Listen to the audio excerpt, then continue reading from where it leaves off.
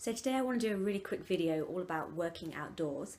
If you're anything like me, then if you are a student or you're at school or you're at uni or college, then you're probably going to be thinking about getting some part-time work. Quite often that can mean working outdoors. So things like flyering for restaurants, for shops, for bars, doing charity work, picking up people on the high street with a clipboard and getting them to sign up to things. So these are my top tips for anyone who has a part-time job working outdoors. I have learnt them all the hard way. They all sound really obvious now I'm saying them out loud, but trust me, I fell for every single one of them.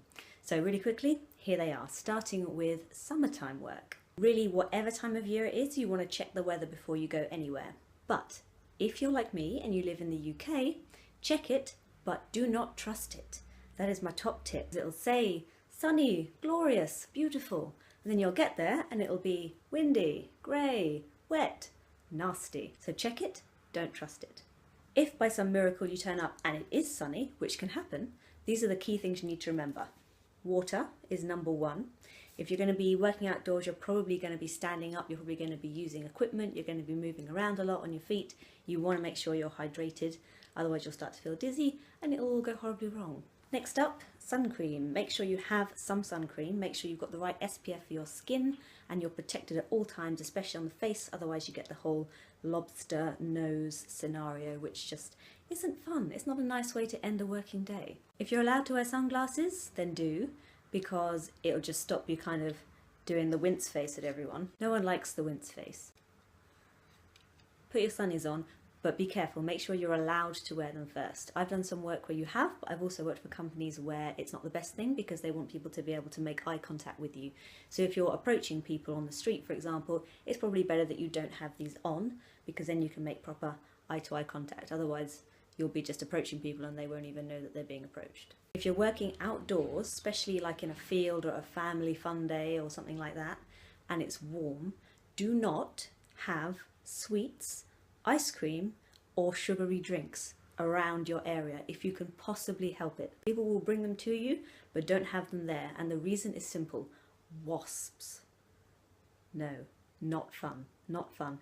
I saw a little boy chased from the stand where I was working by a swarm of wasps, and we all screamed at him, "Put down the ice cream!" and he wouldn't, and just don't do it. Okay, whether it's summer or winter, layers are another top tip. If you have lots of layers on, then in the summer you can take them off as needed and you won't end up all naked, or in the winter you can put them on as needed and then you can kind of scale it depending on how warm it is. If it's winter time, especially in this country, it's going to be cold, so invest in a pair of these, gloves and a scarf and a hat if you can. But again, always be careful.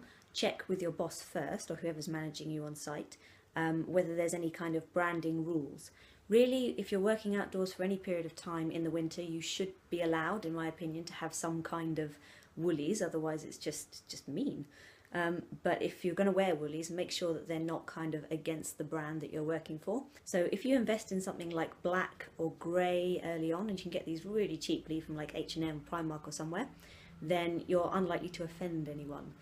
I feel like a mime, you know? Also think about how many woolies you've got on and what kind of layering. If you've got, if you're lucky enough to have a brand where you've got things supplied as part of your uniform, then yay for you. Otherwise you might have to bring your own, but if you do that, think about, again, not overdoing it. This may be too much. It kind of hinders the working, you know? Too much. So last three things, last three top tips, very important, is know your terrain. Make sure you know what kind of ground you're going to be working on. Is it going to be grass? Is it going to be concrete? Is it going to be muddy? These are all very important, again, especially in winter. These are not appropriate shoes for working on grass. This will happen and you will end up backwards. If you're going to be working on an environment that's kind of soft and squishy, something like this might be better. Consider a pair of boots. Again, always keeping in brand. Black or white is usually quite safe. Make sure they're clean, a bit nicer than these ones. These ones, great for summer, not great for winter. Do you see? I wore a pair like this to an outdoor event where it was all grass, and it rained and the grass got wet and my feet got wet and then it got cold because it was the evening and my ankles down went completely numb.